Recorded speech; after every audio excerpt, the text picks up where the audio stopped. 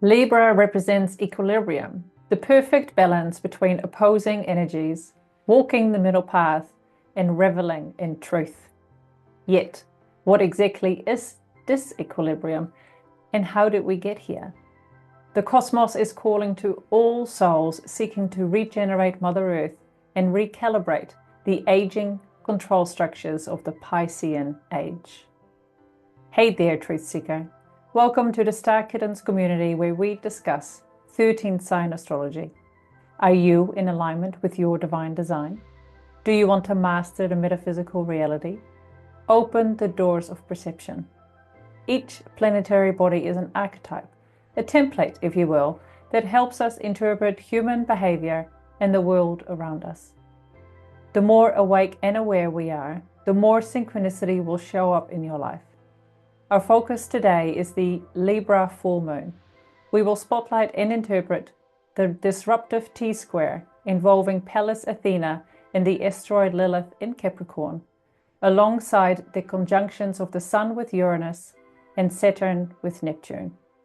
To help us reach more souls with this important message, please like, share, and subscribe. There is a lot going on, so let's jump in.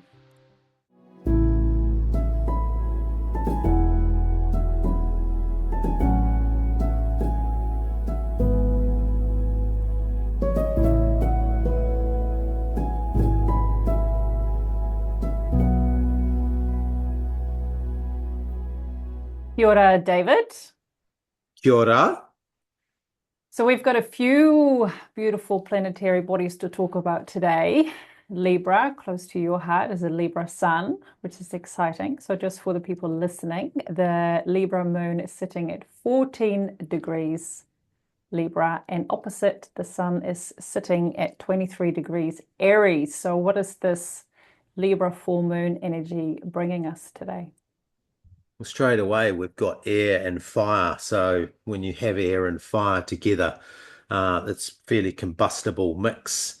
However, a Libra full moon is about balance and justice, harmony and restoration. If we think about the scales, and if we also think about the tarot card for Libra, which is the justice card, and that symbolizes or represents equilibrium, fairness, and honesty.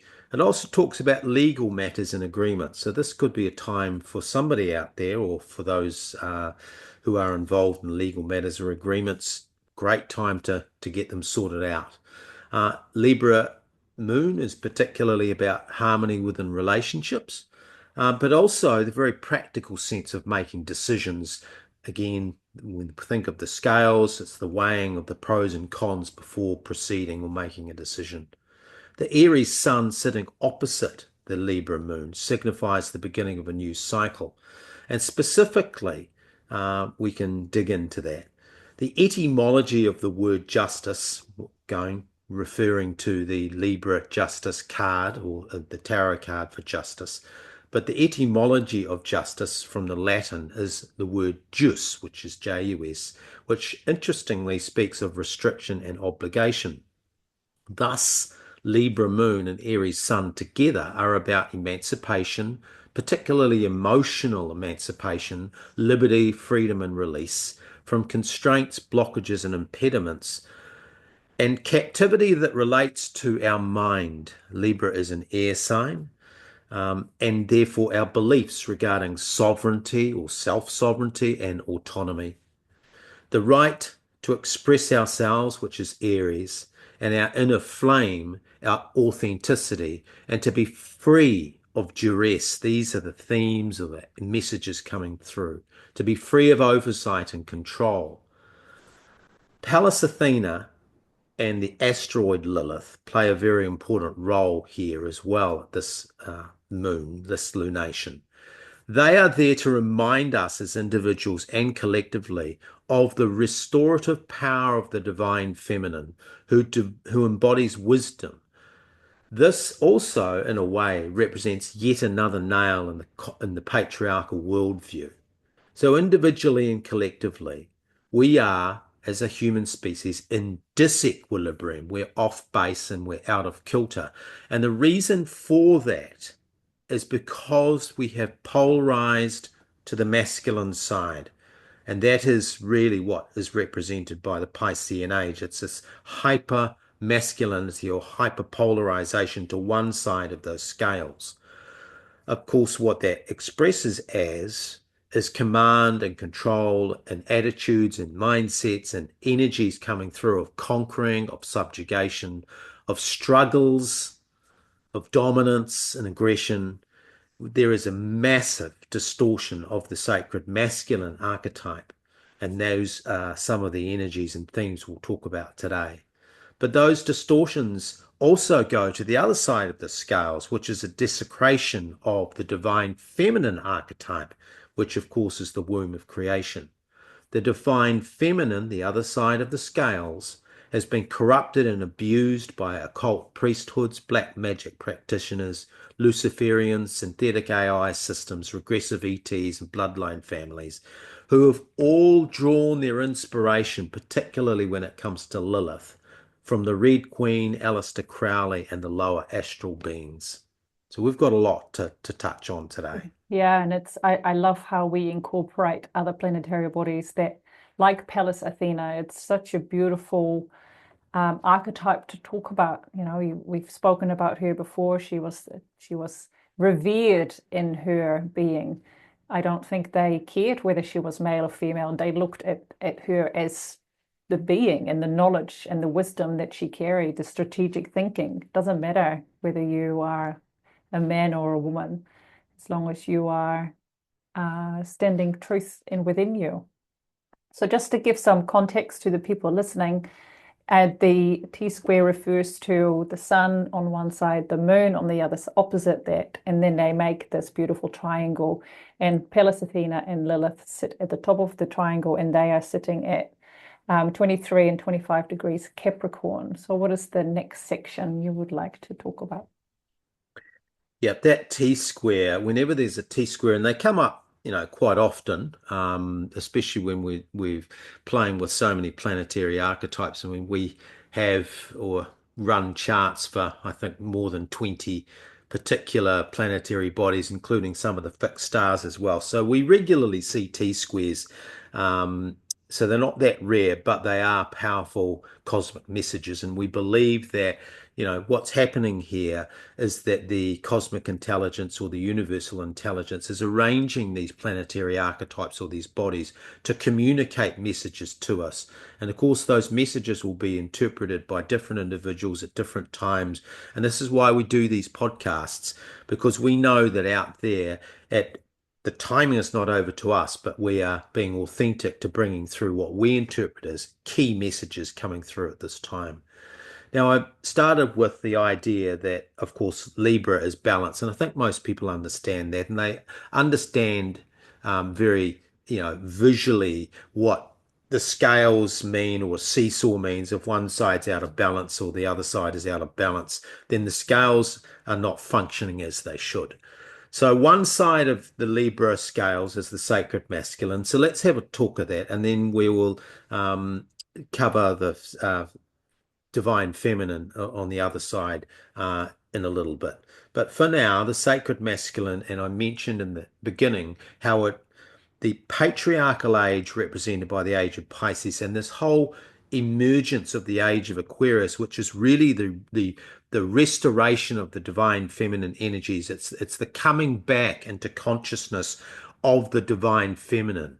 But as that happens, obviously we've got these monoliths, these structures, these energies that are really solidified around I wouldn't say the sacred masculine, I'd say the distorted version of the sacred masculine. And it's very clear that what we see, particularly in Saturn structures, as a personification of this masculine energy is distorted. So let's touch on that a little bit further.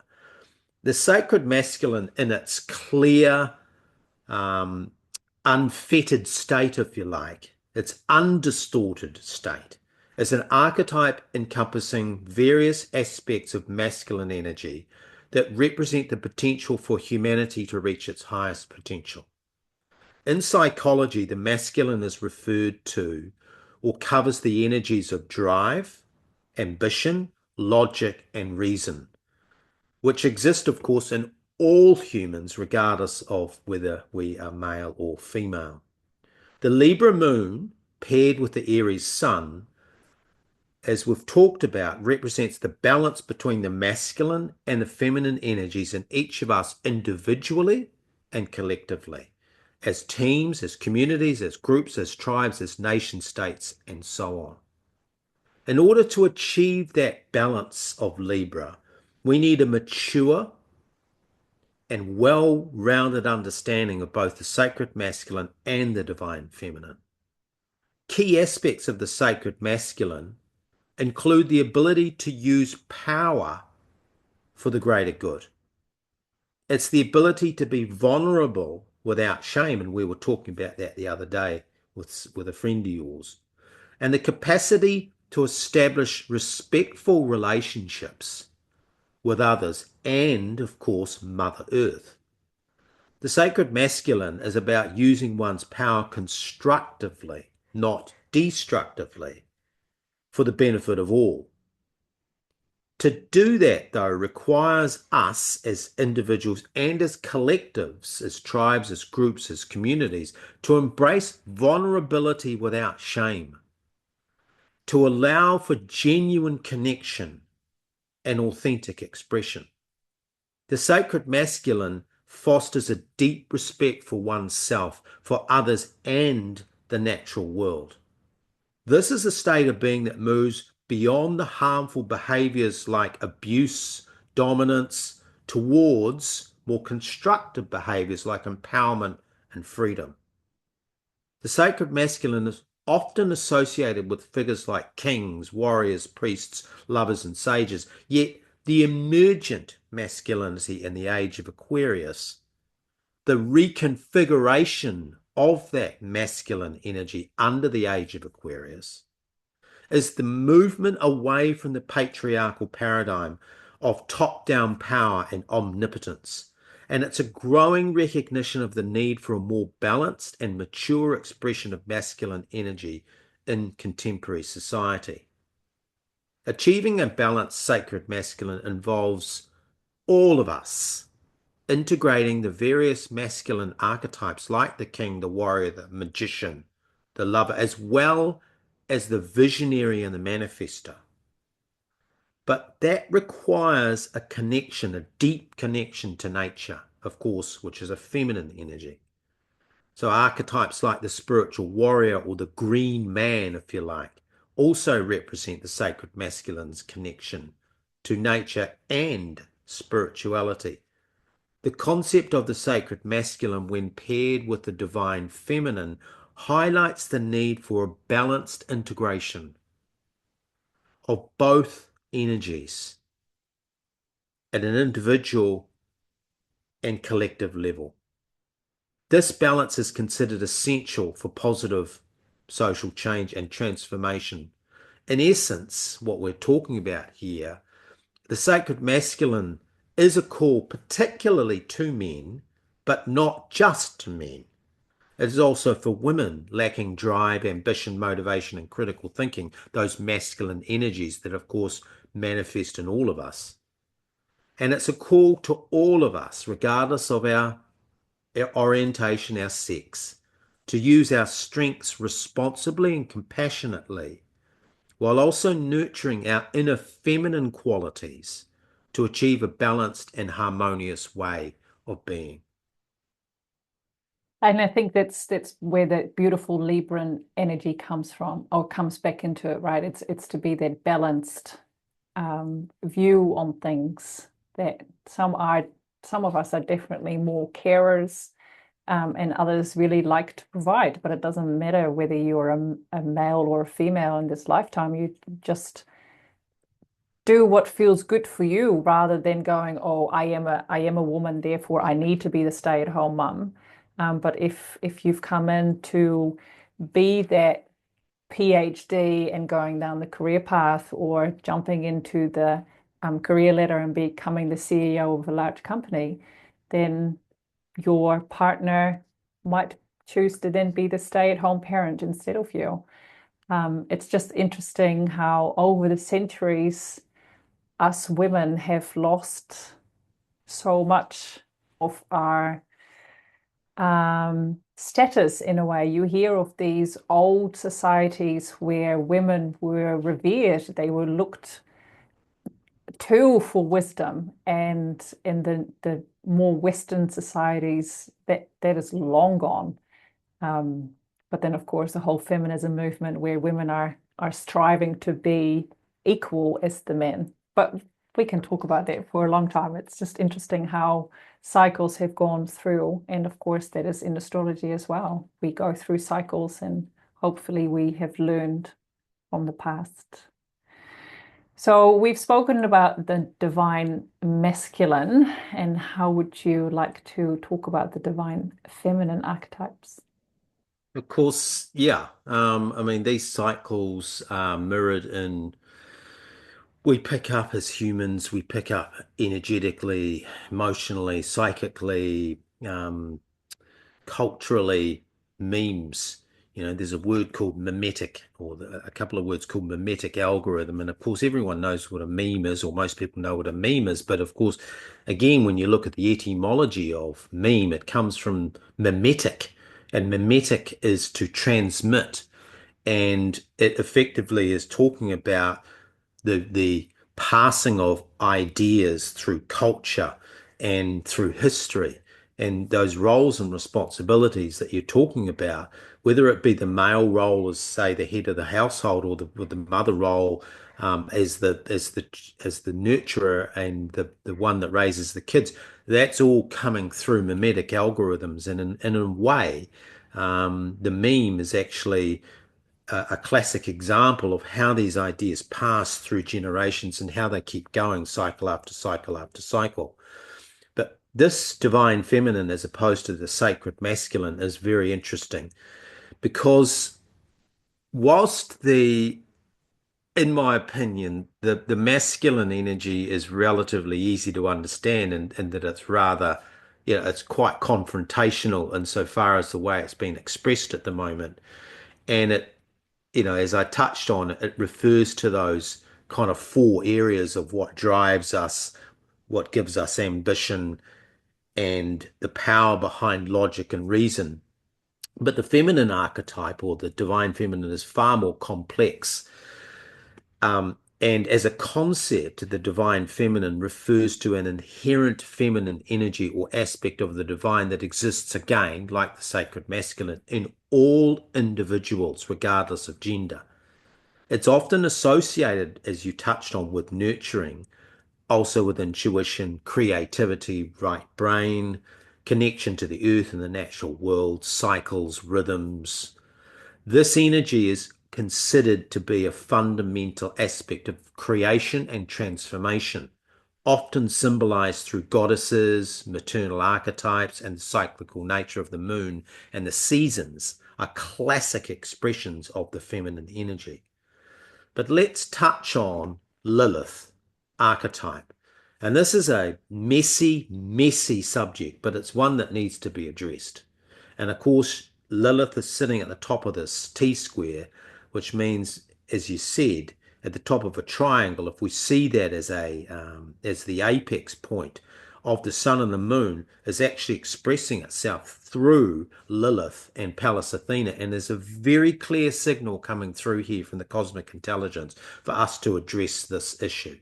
So the Lilith archetype is very, very dark matter. And for that reason, a lot of people shy away from it. But we've never shied away, and we do talk about it. But Lilith, again, from the original purpose of the archetype, if you like, it represented mitochondrial genetics, a DNA, the genetics of the very first woman. And her story is the personification in human form of Mother God expressed through Eve. Of course, Father God expressed through Adam. Therefore, the archetype of Lilith has been systematically hijacked, corrupted, and desecrated since the beginning of time as we know it, and even probably before that, by regressive ET species, entities not aligned with source consciousness, black magic practitioners, Luciferians, blood sacrificers, and non-repairable humans thirsting death, destruction, and decay. We must understand that there is no creation without the divine feminine, even for the regressive ETs. Yet the power structures of this world manifest in Saturn's institutions of politics, of economics, of finance, and the military-industrial complex. The distorted feminine archetype that is overlaying that and her mystique that powers those control structures is all related to a messing with the original Lilith archetype, the original Eve. Right now, Saturn is conjunct to Pisces, Neptune rather in Pisces. And that is an absolutely clear, unequivocal cosmic signal of disintegration of the patriarchal influences that are embedded in Saturn's institutions. And they include healthcare and education. This therefore is a time of widespread global discombobulation in governance systems and public service entities. If the Age of Aquarius is about restoration and the return of the true divine feminine, which by nature means two things. Firstly, we need to address this issue of Lilith and how she's been messed with. And part of restoration is getting back to and understanding what that first woman, what that Eve energy is really all about. But the existing black magic desecration manifest in Lilith as we understand it today. Many refer to Lilith as the dark moon, but there's so many different versions of the Lilith archetype. But the black magic, as I said, desecration of her, must be dismantled. It must be disempowered and destroyed through awareness and awakening of starseed collectives, light and grid workers, and those aligned with the universal consciousness of truth. That is justice. That is Libra. Of course, in the tarot card, excuse me, we can see that the figure is holding a sword. That is the sword of truth. So being aligned with the consciousness of truth is part of dismembering, dismantling, disempowering this distortions of the Black Lilith. We must do that as light workers and grid workers. And you know, we met somebody the other day who was talking about, you know, the nodes and living on a particular part of the crystalline grid. Fascinating stuff. Of course, there's a grid all over the planet. It's like the planet has its own meridians and points, and a lot of those points are being used for sacrifice and for distortions and rituals that have drawn on the divine feminine energy and distorted it.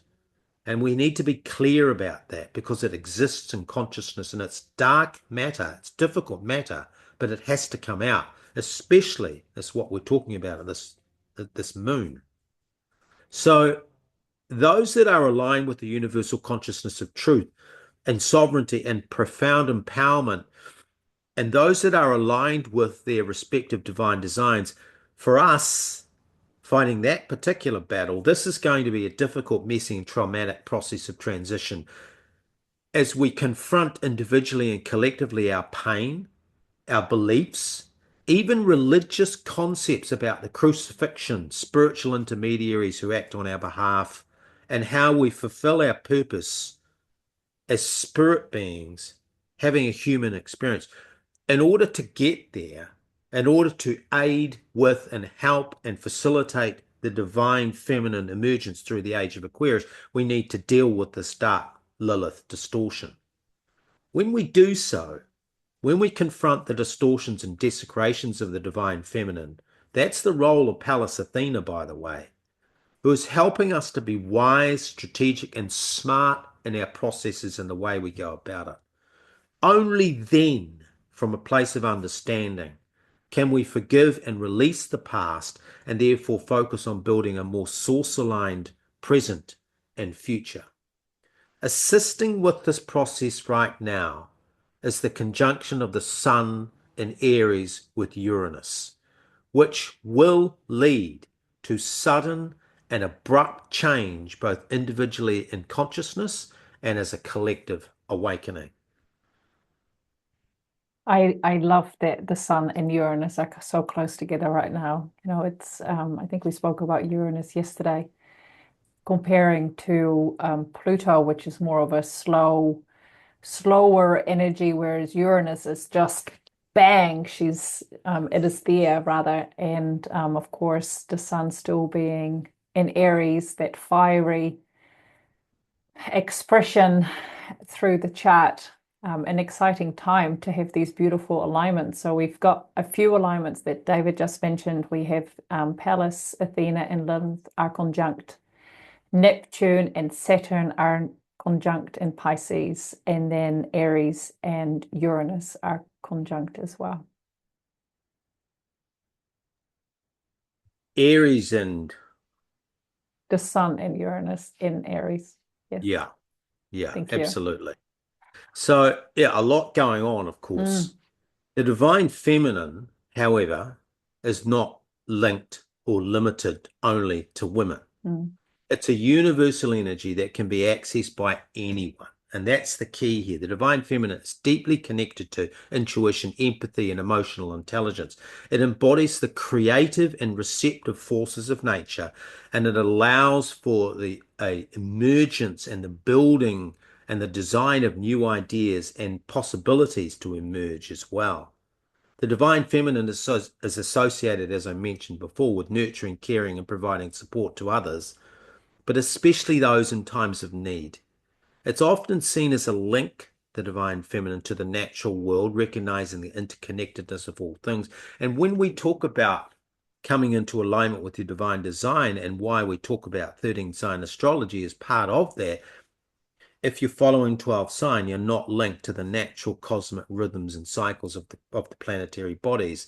And if you're listening to this, chances are that you're listening because you're listening or seeking messages from the cosmic intelligence, which is not touched by human consciousness. It is in and of itself highly wise and highly intelligent. The divine feminine archetypes are typically expressed via roles, and you mentioned some of those roles earlier. For example, though, let's have a look at some of them. The maiden. The maiden represents innocence, youth, and the beginning of a journey. The mother, which represents nurturing, caregiving, and the cyclical nature of life. The wild woman, which represents the untamed, instinctual, and often rebellious side of the divine feminine. The crone, or the wise woman, represents wisdom, experience, and the end of a cycle, often associated with transformation. You touched before on how that feminine wisdom is, I think a part of that being lost is because of the way that families are structured in the West. And so far as, you've heard the expression, it takes a village to raise children, but how often are children not being raised under the wisdom of the grandmother or other family members, older aunties, for example, or even a wise woman who might live next door. Most of the time in the West, kids today are drawing their wisdom from social media. They're drawing it from school. They're drawing it from gaming consoles, or they're getting their value systems from watching, television programs, soap operas, this sort of thing. And the idea of sitting around the table and listening to the wise woman as she represents and brings her experience is lost. So many believe that reclaiming and embracing the divine feminine is therefore essential for personal growth and well-being as an individual and collectively.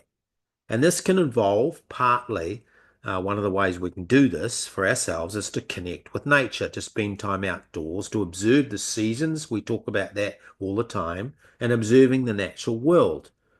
Another way you can tap into the divine feminine, again, irrespective of male or female, is to nurture your inner child, to reconnect with the childhood joy of creativity and playfulness, to trust your intuition and listen to your inner voice, to embrace your emotions, to allow yourself to experience the full range of human emotions, both positive and negative, to practice self-care. This is all the ushering in and standing in and anchoring the divine feminine, taking care of our physical, mental, and emotional well-being.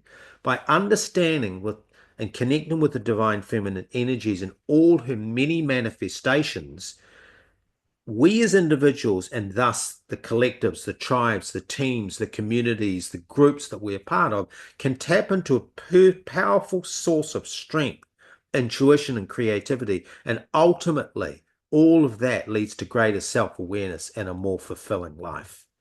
Indeed. You already mentioned it, but as you were initially talking about the divine feminine, it's not just when you're a woman. We all have it. And what came to me is that we all get that little voice in our head. And whether it is something small like don't turn left at the roundabout or don't turn left at the traffic light, go straight, because that's a different way. And if you have those little messages coming in, listen, because you might be avoiding a car crash, or you might bump into an old friend that you haven't seen for ages.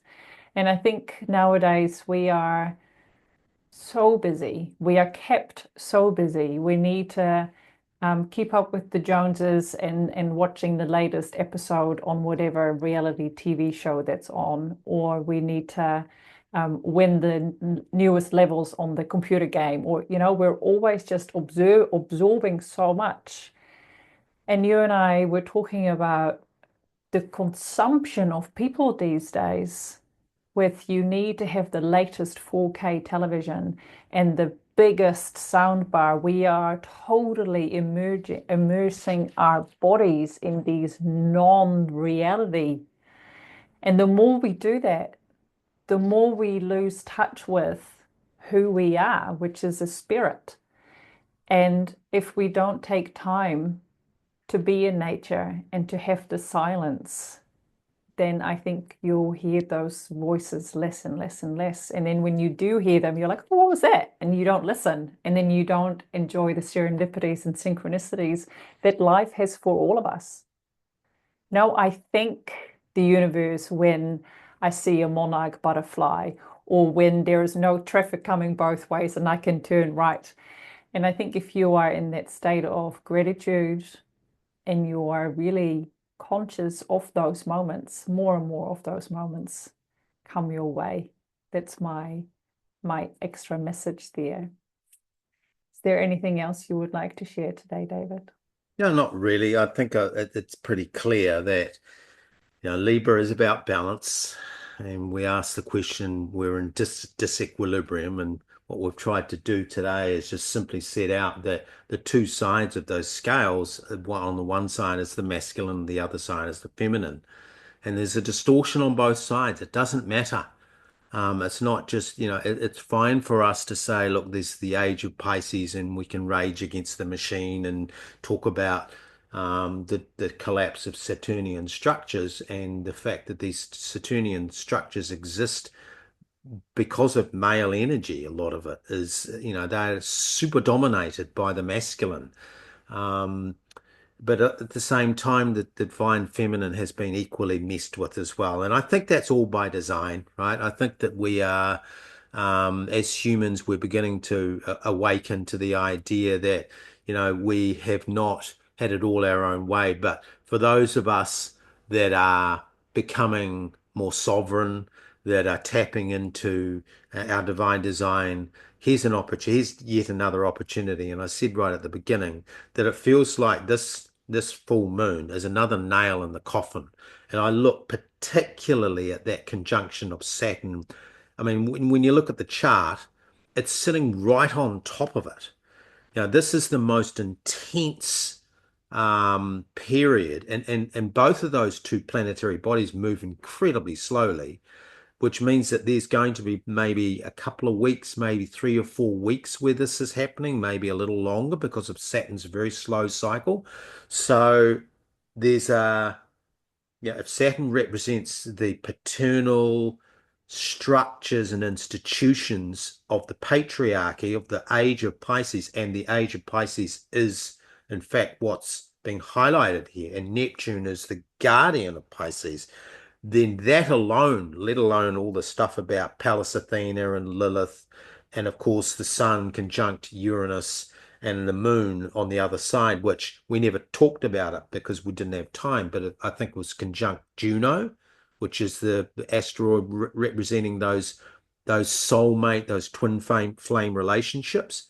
I mean, that activation there, again, there are different parts of this. If we had hours and hours, we could go very deep. We could talk probably for an hour just about the activation of the moon with Juno, because that is a call out to those couples out there that are vibrating to this new zeitgeist, this new age of Aquarian energy, that your messages are very powerful as well. And this is why we do this together. I mean, I think our podcasts are more powerful because we do them together. So, there's a lot going on here, but very simply, this is the masculine and the feminine, and whatever resonates for you. The process of restoration is firstly starts with awareness. And if you've got to have a tough conversation with yourself or with your family members, if it's appropriate, that's what has to be done. And we can't move forward and express our masculine. See, the masculine energy is about being, in this instance, I think, is a maturity. And that maturity requires us to be honest, to be profoundly self-honest. And that's tough. The conversation we had the other day with a friend of yours, we acknowledged, the three of us, that it is really tough to have self-awareness, to work on self. And it's very difficult to look at things like the distorted feminine or the distorted masculine and think, most of us, what we do as humans, we recoil at that and go, what can I do? And that's why we're buying the big screen TVs and the home theater systems and the gaming consoles and watching, top line sport and flying around the world and going on cruises. None of those things in and of themselves are a problem, but they're more of a symptom of an unwillingness to address what this full moon is really all about.